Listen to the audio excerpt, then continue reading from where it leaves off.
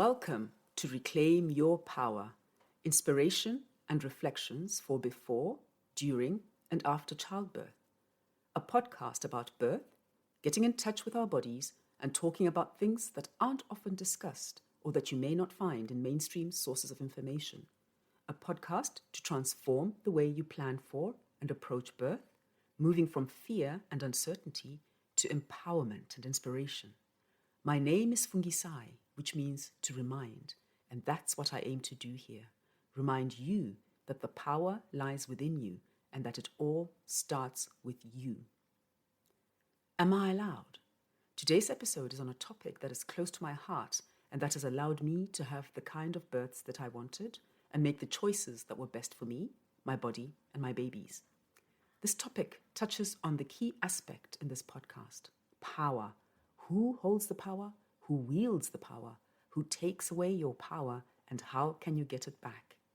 How can we as women get our power back over our bodies, especially at a time in the world when we see worrying shifts or backward movements in some countries towards restricting the decisions women can make about their bodies? Today, I will reflect on a question that I think plagues many women, those who are pregnant for the first time, but also those who have given birth before, felt disempowered, and are wondering what alternatives they have to be heard. Am I allowed? The answer is yes, it's your body, you have rights, and yes, you are allowed to make choices during pregnancy and birth.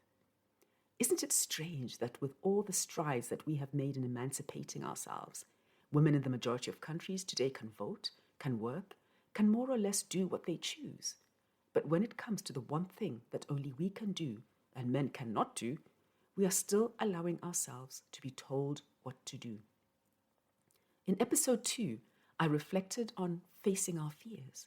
I discussed how we not only give away our power, but we as women are complicit in oppressing other women and limiting their right to choose. We let ourselves be controlled by the systems that were developed not to serve us, but to serve the powers that be, the medical systems, the pharmaceutical companies, etc., developed by men. Midwives, who often know and understand the birth process better, are often sidelined by doctors who've been taught only to deal with the pathological side of birth. In my work as a doula, I've watched where experienced midwives defer to young female doctors because they are specialists. This has been in situations where the midwife would have done a better job with less trauma to the woman's body. I've watched female doctors treating other women only as bodies and not as people. In a moment when the birthing woman felt overwhelmed and afraid, and she was surrounded by other women, none of them took the time to reassure her, to say, "We are going to take the best care of you. This is an emergency. Your baby is in the breech position and she can't come out without help, so we will have to operate." I watched and knew there was time to give this reassurance because this was not a life or death situation, but this was not done. I've watched other women exert their power completely without sensitivity or compassion, where the professional caregivers were not doing their job properly, the job of caring, but were only focused on the mechanics of birth. In another situation with my first client, the baby's heartbeat was going up and down, and a midwife pressed the alarm, and all of a sudden the room was full of doctors and midwives bringing in trolleys full of equipments. It was alarming, and there was tension in the room, and the husband and I were moved to the side. I continued to watch the process and listen to the discussion, and although this was my first job as a doula, from my training I knew that they were going to intervene and help the baby out. I looked at the father, who was now standing by his wife, looking terrified, and she just looked confused. No one had told them anything, and a doctor was already sitting between the woman's legs, getting her equipment ready. I went up to one of the midwives who was standing around watching and asked her, "Does the couple know what is going to happen?" The midwife looked at me in surprise, and I said, "Maybe you should tell them and explain to them in English." "Oh, yes," she said, and went off to explain to them what was happening and why. Not only was this couple non-Norwegian, but the husband did not understand the language. It was their first child, so this emergency situation was really scary for him. There were at least 6 medical personnel in that room, and none of them thought to inform the couple. It took me, an outsider, to point out that they should explain what was going to happen. The obstetrician then gave my client an episiotomy and attached the vacuum to the baby's head and pulled him out. He slipped out quickly and easily. He was a totally vibrant, strong, beautiful, healthy baby with good lungs. And as I watched him being born, a beautiful moment despite the circumstances, I could see that with a bit more time and patience, this baby would have been born without assistance. His mother was young, strong, and healthy, but because the midwife in the birthing center had been impatient at the slow progress and had sent us downstairs to get a little help, what had been a calm birthing experience in a nice, safe space had been turned into a crisis. Now, these are just two experiences that I've had as a doula that made strong negative impressions on me and that made me angry and frustrated, not only at the lack of informed consent and lack of respect for the women, but at my own powerlessness as a doula whose job was to help, support, and reassure. The point I'm highlighting here is the lack of compassion from the caregivers and how they exerted their power over these women. I remember asking one midwife before the intervention with my first client if she should change her position, as she'd been lying on her back for a while. With her eyes fixed to the monitor that showed the baby's heart rate, the midwife didn't even bother to look at me, but she exclaimed, "What is most important for us is the life of the baby." So I was dismissed, and it was implied that I didn't have the mother and the baby's interests at heart.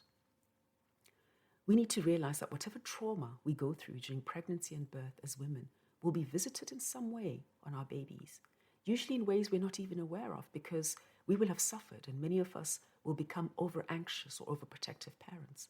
Some will take longer to bond with their babies and feel withdrawn. Some will feel like failures because they didn't manage to have a good birth or because they gave their power away. I'm not saying this to scare you or to say that you can't be a good mother after having had a difficult birth experience.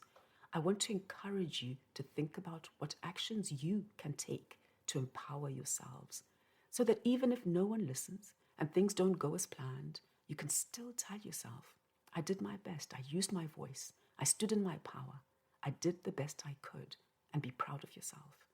We need to protect ourselves, and we also need to protect our babies so that they have the calmest, safest, best start in life we can give them. So, what am I talking about when I ask, am I allowed? Consent. As a social researcher, ethics are an important part of my work. When we want to conduct research, we first have to submit our proposal to an ethics committee, which then assesses our plans to make sure that we do no harm. When we go out to interview people about some aspect of their lives, we always make sure that we ask for their consent. And usually this has to be in writing after we've taken the time to explain in detail the possible impact this may have on them. They then think about it and make an informed choice, whether to be part of our research or not. They can also withdraw their consent once we've started interviews. If they feel uncomfortable, that's okay too. There are no repercussions or threats. So if we can do this systematically in our research, in our work, why isn't this done in childbirth? Why are women and their partners not told their rights? I know this varies from country to country and from caregiver to caregiver. When I had my son in Zimbabwe, no one told me I had any choices. I only learned about my rights and that I could choose when we lived in Scotland. And the information did not come directly from my caregivers, although they were excellent. I learned about my rights from an organization called the Pregnancy and Parent Center, where I did antenatal yoga. So this was purely by chance.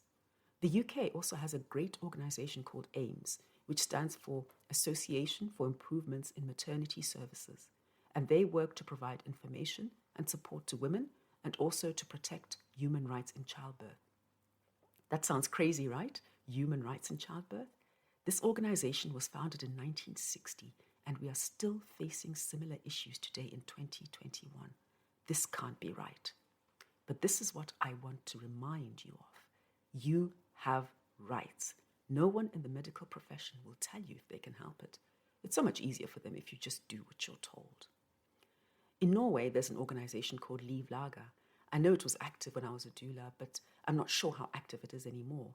But it has a similar mandate to AIMS, and they have a website which has great information. I'll post the website links of both organizations in the notes for this episode. AIMS also has a booklet, which I think may now be out of print, called Am I Allowed?, which has inspired the title of this episode. The booklet basically goes through the various tests and procedures that you may be asked to go through, where you can give birth, your rights during home birth and hospital birth, consent to treatment, postnatal issues, and how you can complain about your care. I will reflect on some of these issues from my experience, but I urge you to see what information exists where you are. As usually, the best information is provided by charities or voluntary organizations. Childbirth involves 2 people, or 3 if we count the partner. These are the most important people in this process, as they may be affected by the decisions made by them or for them for the rest of their lives. So why, when a woman is going through the antenatal phase, does she have to argue with her caregiver to get what she needs? I remember noticing some light bleeding in the early stages of my pregnancy with our daughter. I'd had a miscarriage the year before. I knew the signs.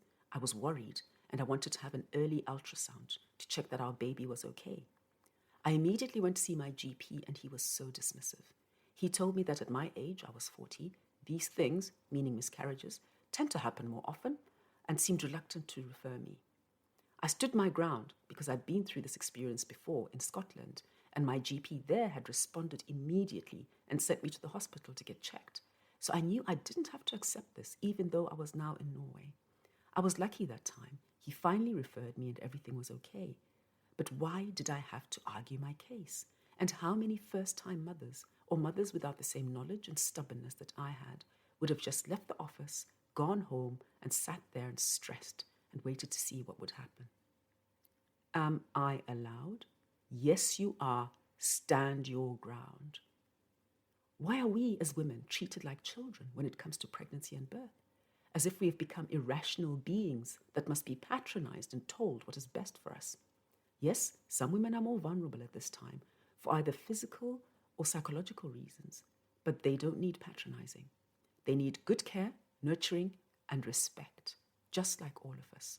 We are all adults having babies, and we haven't suddenly changed into helpless victims.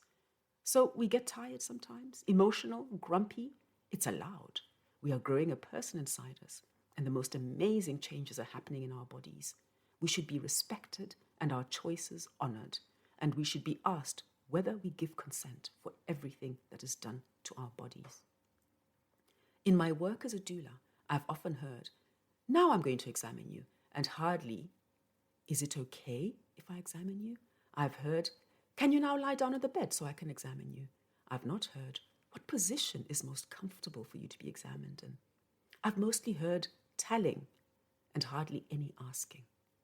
Personally, I've experienced both, being told and being asked. In my first pregnancy, I was young. It was unexpected. I had a healthy respect for the medical profession, so I gave my body over to them and let them do what they thought best. Now, I'd like to be clear here and say that most medical practitioners have no malicious intent. They feel they are doing their best for you. They are doing what the system has taught them to do, and what the system has taught them is best for women. They only see the problematic pregnancies and births, so that is their point of reference. And since women are usually only with them for a short time, they may never get to see the consequences of their actions, and so they continue to do the things they do. I believe that all midwives want the women and babies under their care to have the best start in life. So what stops them? The training that has become more mechanized, computerized, and medicalized. They are controlled by the system where top-down bureaucracy and administration take midwives away from giving time and providing quality care to the women under their care. Where hospital budgets, dictated by someone high up and far removed, and the number of live births are more important than the postnatal quality of life or the long-term trauma that too many women experience. I don't have much postnatal doula experience, but from talking to friends and colleagues and hearing their stories, there are too many women who've had bad experiences. And the fact that they keep bringing them up, as I talked about in episode 2, means that the emotional or psychological wounds haven't healed. So, what are you allowed during pregnancy? Do you have to consent to all the tests? You do not have to consent to any tests. Of course, if you have some pre-existing condition that endangers you or your baby, it's wise to do your research. Talk to your health practitioner about the possible consequences of having a test or not having a test. For example, as an older mother with my third child, I was expected to go for testing because as you get older, you may be at risk of having a baby with a disability. My husband and I discussed this. I read a lot, and we thought about what we would do if an abnormality was discovered. We agreed on a course of action, and I went for the test. I was met by a very kind specialist who explained everything to me clearly and patiently, explained the options of the type of tests I could have and the side effects. I asked questions. I felt in control and empowered, and opted to only have blood tests and the ultrasound, but no other invasive tests. She respected my wishes, and that was fine. It was a positive experience. As I've said before, I have personal pregnancy and birthing experience from 3 countries. With my first birth, I was given several internal vaginal examinations during pregnancy, which were extremely uncomfortable, and as I've learned, unnecessary. I also was given an enema once I checked into the hospital, which is supposed to help speed up the birth, and which again is totally unnecessary. No one ever asked for my consent or told me why they were doing what they were doing. Internal examinations are something that women think is standard or necessary. I was very surprised to learn that they are neither standard nor necessary, and your caregiver should ask for your permission before conducting such an invasive and uncomfortable procedure. I remember with my first doula client, she had so many internal examinations to check if her cervix had dilated enough, and eventually she stopped dilating. I'm not surprised this happened because there was so much interference with her body, especially once we changed midwives. However, instead of leaving her alone and letting her rest until her body felt safe again, there was more interference, and the midwife tried acupuncture and various other things. Still no progress. She wasn't given much time, and the midwife seemed to be in a hurry. She even mentioned that she would prefer to send her downstairs to the more medicalized birthing unit before she went off her shift. So my client's well-being was not at the center of the care she was given. When we were debriefing about all that had happened during the birth afterwards, I remember her telling me she'd been examined so many times she felt like the midwife was inviting everyone from the corridor to come and examine her internally. This was an extremely invasive experience for her. So, what can you do about this? You can say no to vaginal examinations. It is useful for the caregivers to know how much you've dilated, and sometimes reassuring for the mother. So it's up to you, but you don't have to agree to it if you don't want to.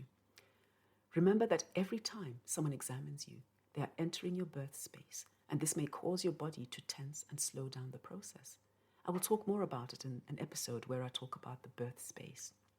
So once I learned that you don't have to have an internal examination, I was so happy. And with my second child, I only had one check to see if my cervix had dilated enough so I could go into the birthing pool.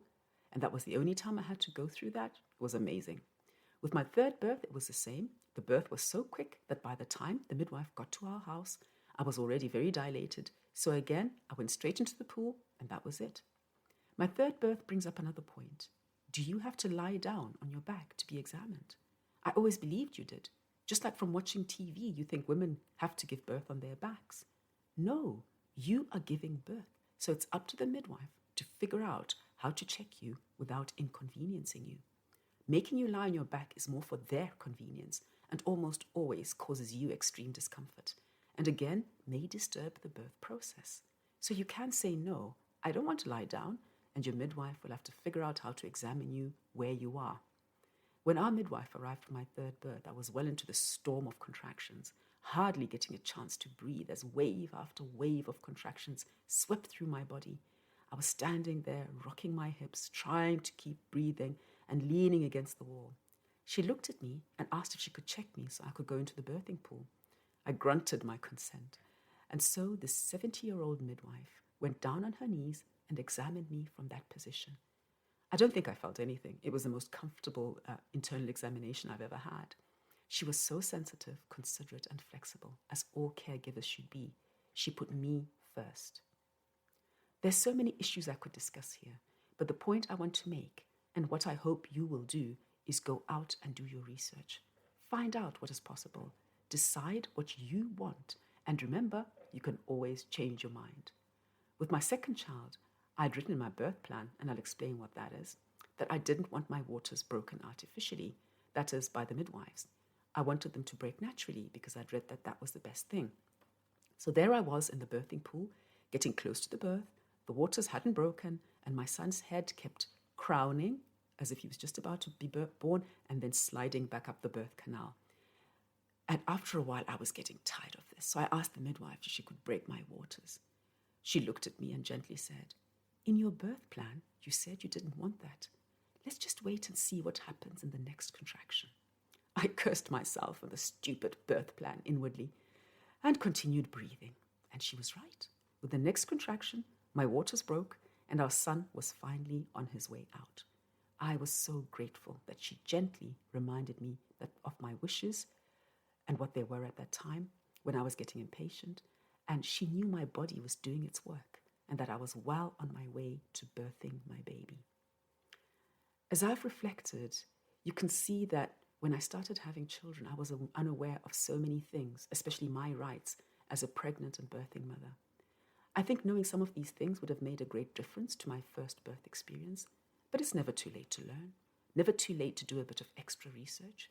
If you don't quite trust what you're being told by your caregiver, if you're told this is the way it is and you have no other choice, go and get a second opinion.